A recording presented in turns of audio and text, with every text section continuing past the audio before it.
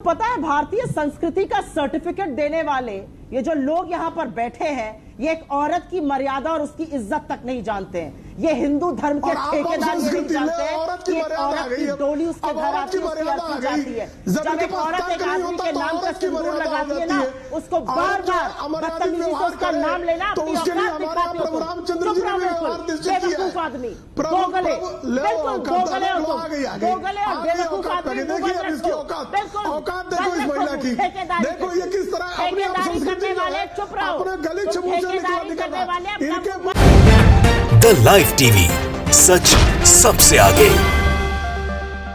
नमस्कार, मैं हूं Iqbal Parvez. The live TV में आपका स्वागत है। साथियों, आपने देख लिया कांग्रेस की प्रवक्ता सुप्रिया श्रीनेते ने किस तरह से खातिरदारी की भारतीय जनता पार्टी के प्रवक्ता प्रेम शुक्ला की। आगे हम आपको एक और वीडियो ऐसा ही दिखाएंगे जहां पर समाजवादी पार्टी के प्रवक्ता पवन पांडे ने भी इसी तरह से बीजेपी के प्रवक्ता की धुनाई की है। लेकिन उससे पहले हम बता देते हैं कि चर्चा किस बात पर हो रही थी। आज तक पर चर्चा हो रही थी उत्तर प्रदेश के चुनाव को लेकर, जो 2022 में होना है। ब्राह्मण समाज वहाँ पर जो है सो वो योगी आदित्यनाथ की सरकार से काफ़ी खफा है, क्योंकि योगी आदित्यनाथ जब से मुख्यमंत्री बने हैं तब से वहाँ पर जो ठाकुरों का राज आ गया, ठाकुर एकदम चुट्टे सांड की तरह घूमने लगे और ब्राह्मणों पर यह कहा जाता है कि योगी आदित्यनाथ की सरकार ने खूब अत्याचार किया, ब्राह्मणों को खूब दबाने की कोशिश की। लिहाजा ब्राह्मण जो है सो उत्तर प्रदेश के वो काफ़ी खफा हो गए और उनकी बहुत बड़ी संख्या है वोट देने के मामले में, बहुत बड़ी संख्या में वोटर हैं ब्राह्मण जाति से, ब्राह्मण समुदाय से। साथियों, अब उनको लुभाने की जो प्रक्रिया शुरू हुई है, उसमें सबसे पहले तो कांग्रेस के बड़े नेता को, जतिन प्रसाद को, भारतीय जनता पार्टी ने तोड़कर अपनी पार्टी में शामिल कर लिया। उसके बाद योगी आदित्यनाथ अब ब्राह्मणों के लिए घूमना शुरू कर चुके हैं, अयोध्या में यात्रा कर रहे हैं। और तो और उसके अलावा आप देखिए कि मायावती भी ब्राह्मणों को लुभाने के लिए यात्रा निकाल चुकी हैं, वो भी ब्राह्मणों से जाकर मिल रही हैं। साथियों, ऐसे में आज तक पर यह चर्चा हो रही थी कि ब्राह्मणों का वोट किसकी तरफ जाएगा, कौन उसे लुभाएगा। लिहाजा भारतीय जनता पार्टी के जो प्रवक्ता हैं वो जो है सो अपनी बदतमीजी पर उतर गए। हम सब जानते हैं, देखिए भारतीय जनता पार्टी के लिए और उनके प्रवक्ताओं के लिए ये कोई नई बात नहीं है। हर रोज़ इस तरह की गाली सुनते हैं वो। शायद ही कोई ऐसा दिन होगा जब वो गोदी मीडिया के चैनल पर बैठकर गालियां नहीं सुनते, और उसकी वजह यही है कि उनके पास बोलने के लिए कुछ होता नहीं है। वो कोई विकास का काम बता नहीं सकते, वो कुछ ये नहीं बता सकते कि उन्होंने काम क्या किया है असल में, जिसके आधार पर वो वोट मांगने जाएंगे। और जब वो कुछ बोल नहीं पाते हैं तो फिर वो गालियों पर उतर जाते हैं, बदतमीजी पर उतर जाते हैं। कभी राहुल गांधी को गाली बकते हैं, कभी सोनिया गांधी को गाली बकते हैं। यहाँ पर भी चर्चा में वही बात आई। अब सोनिया गांधी का इटालियन नाम लेने लगी, राहुल गांधी का कुछ और नाम लेने लगे प्रेम शुक्ला। चुपचाप सुनती रही सुप्रिया श्रीनाथे ने, बहुत ज़्यादा जवाब नहीं दिया। और लेकिन जब उनको गुस्सा आया तो फिर आपने देखा कि किस तरह से प्रेम शुक्ला की धुनाई हो गई। उसी के बाद जब बारी आई समाजवादी पार्टी के प्रवक्ता ने की, तब उसने भी दलाल वलाल हर तरह के शब्दों से नवाज दिया। साथियों, आप देखिए कि किस तरह से समाजवादी पार्टी के जो प्रवक्ता हैं उन्होंने धुनाई की है। अपने शब्दों का व्याकरण ठीक करो प्रेम शुक्ला, तुम्हारी दलाली में जानता हूँ। औकात तुम बताओ, औकात में रहो। अरे पवन मियां, दो गौड़ी के दलाल, तुम मेरी मुझे ब्राह्मण होने का सर्टिफिकेट दोगे। चुनौती, लेकिन पवन अपनी औकात और अपनी हैसियत में बात करना तुम्हारी औकात जानता हूँ मैं। सही भाई, इनकी भाषा अपनी माँ का जो दिया में क्या बताओ, ये चवन्नी छाप योगी जी ने किया हो, बैठा हुआ है, फर्जी बात कर रहे हो चैनल पे बैठ सही हो जाओगे। बकवास कौड़ी के दलाल के से हैसियत से बात करना, ज्यादा बकवास तुम्हारी इतनी हैसियत नहीं है मुझे ब्राह्मण होने का सर्टिफिकेट दोगे। भाषा सर, भाषा। हमारे देश के चुनाव में, हमारे देश की राजनीति में जातीय समीकरण जो है सो वो बहुत ही बड़ा रोल प्ले करता है।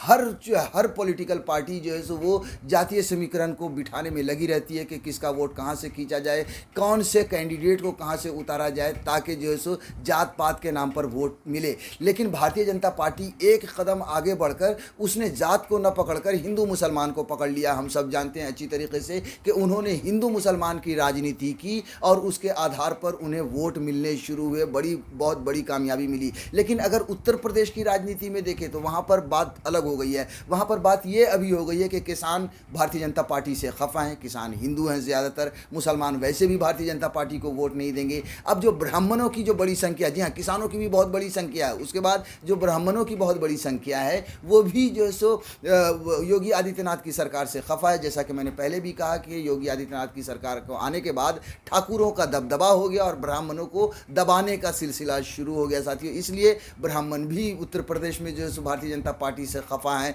उसके अलावा दलित समाज का भी जो बहुत बड़ा तबका है वो भी भारतीय जनता पार्टी को वोट नहीं देता है या नहीं देगा। ऐसे में और ऊपर से देखिए कोरोना की महामारी में जिस तरह से भारतीय जनता पार्टी की सरकार फेल हुई है, जिस तरह से योगी आदित्यनाथ की सरकार फेल हुई है, उससे जो है सो एकदम अब लगभग तय हो चुका है कि उत्तर प्रदेश में योगी आदित्यनाथ की या भारतीय जनता पार्टी की सरकार नहीं आएगी। लिहाजा योगी आदित्यनाथ ने और भारतीय जनता पार्टी ने हिंदू मुसलमान के साथ साथ जातीय समीकरण पर भी जोर देना शुरू कर दिया है। जी हाँ, यही वजह है कि कांग्रेस के जो बड़े नेता थे जतिन प्रसाद, जो ब्राह्मणों के बड़े नेता थे, योगी आदित्यनाथ के खिलाफ मोर्चा खोले रहते थे, उनको अपने में शामिल कर लिया कि किसी तरह से कम पहले ब्राह्मणों से शुरुआत की जाए और अब उनकी यात्रा भी शुरू हो चुकी है साथियों। और यही वजह है कि भारतीय जनता पार्टी के जो प्रवक्ता हैं या भारतीय जनता पार्टी की जो सरकार है या भारतीय जनता पार्टी के जो नेता हैं वो पूरी तरह से बौखलाए हुए हैं, पूरी तरह से तिलमिलाए हुए हैं और उनकी तिलमिलाहट टीवी चैनलों पर के डिबेट में भी नज़र आती है। वो अब शब्द का प्रयोग करते हैं और जब वो प्रयोग करते हैं तो फिर उनकी इसी तरह से साथियों धुनाई हो जाती है। और तो और साथियों, भारतीय जनता पार्टी के नेताओं या प्रवक्ताओं के साथ साथ गोदी मीडिया भी दूसरे दलों को नीचा दिखाने में कोई कसर नहीं छोड़ती। गोदी मीडिया भी लगातार दूसरे दलों को हर मुद्दे पर निशाना बनाती है। कहीं पर भी सरकार असफल होती है तो भी वो विपक्षी दलों से सवाल पूछती है, कहीं पर कोई भी मुद्दा सामने आता है तो वो सरकार से ना पूछकर विपक्षी दलों से ही सवाल पूछती है। अब आप देखिए, और यही वजह है कि कई बार गोदी मीडिया के जो एंकर हैं वो भी निशाने पर आ जाते हैं और उनकी भी अच्छी खासी किरकिरी हो जाती है। अब आप देखिए कि आज तक के बहुत ही वरिष्ठ पत्रकार हैं प्रभु चावला, उनकी भी किरकिरी कर दी तृणमूल कांग्रेस की महुआ मोइत्रा ने, टीएमसी की सांसद महुआ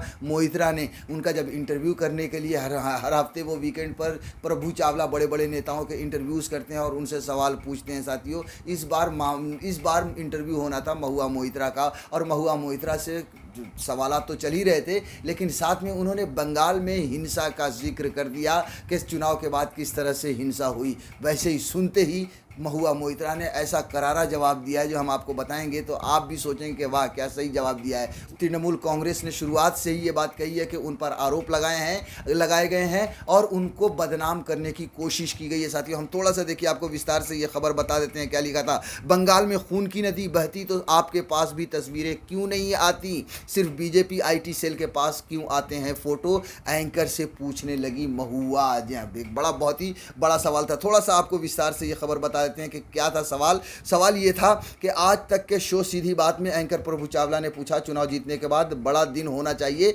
लेकिन भाजपा और राष्ट्रीय मानवाधिकार आयोग का कहना है कि चुनाव के बाद आपकी पार्टी के लोगों ने भाजपा से संबंधित लोगों को मारा, काफ़ी लोग मारे गए। उसके बाद जो है इन्होंने जो जवाब दिया है, क्या कहा टीएमसी सांसद ने, वो आपको बता देते हैं। इस पर जवाब देते हुए महुआ मोइत्रा ने कहा, हम आपसे एक बात कहना चाहते हैं, आप तो मीडिया हाउस में हैं, आपके पत्रकार तो पूरे बंगाल में हैं, आपके कितने स्ट्रिंगर और ब्यूरो चीफ हैं। आज किसी गांव में भी कुछ घटना हो जाए तो कोई मोबाइल फ़ोन से वो फिल्म लेकर दे देता है।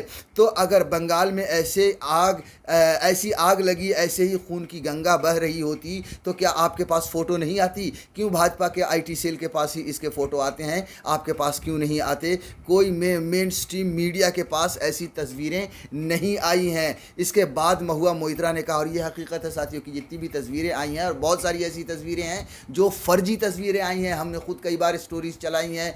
आल्ट न्यूज़ ने उसको जो है उसकी छानबीन की है कि बांग्लादेश की पुरानी तस्वीर है जो हिंसा की, वो उन तस्वीरों को भी बंगाल की हिंसा के साथ जोड़कर भारतीय जनता पार्टी की जो डिजिटल सेना है उन्होंने रिलीज़ किया और टीएमसी को बदनाम करने की कोशिश की। इसके बाद महुआ मोइत्रा ने कहा, एनएचआरसी का हेड देखिए, अरुण मिश्रा वही सुप्रीम कोर्ट के रिटायर्ड जज हैं जिन्होंने सिटिंग जज होने के दौरान कहा था कि पीएम मोदी एक विजनरी हैं। सोचिए, वही, जी हाँ, जो सुप्रीम कोर्ट के जज जिनको एनएचआरसी का हेड बनाकर भेजा गया था, जो नरेंद्र मोदी का इतना बड़ा चमचा हो, वो आदमी कैसे तृणमूल कांग्रेस के साथ इंसाफ करेगा या असली रिपोर्ट बनाकर देगा? ये बहुत ही बड़ा सवाल था। जाहिर सी बात है ये सुनने के बाद थोड़ा सा उन्हें भी बुरा लगा होगा, प्रभु चावला को भी, और बुरा लगे या ना लगे, लेकिन महुआ मोइत्रा ने बहुत ही करारा और सटीक जवाब दिया, उनकी एक तरह से बोलती बंद कर दी साथियों।